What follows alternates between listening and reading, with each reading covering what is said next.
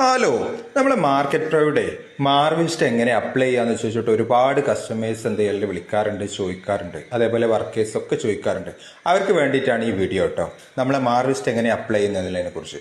നമ്മളെ മാർവിസ്റ്റ എന്ന് പറഞ്ഞ പ്രോഡക്റ്റ് ഇതേപോലെ 25 കിലോൻ്റെ ഒരു ബാഗും 5 ലിറ്ററിൻ്റെ ലിക്വിഡാണ്.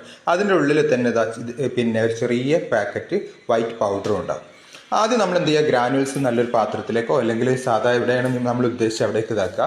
ഇതിൻ്റെ ഉള്ളിലുള്ള ഇതേപോലത്തെ വൈറ്റ് പൗഡർ ഉണ്ട്, അത് അതിൻ്റെ ഹാർഡ്നറാണ്.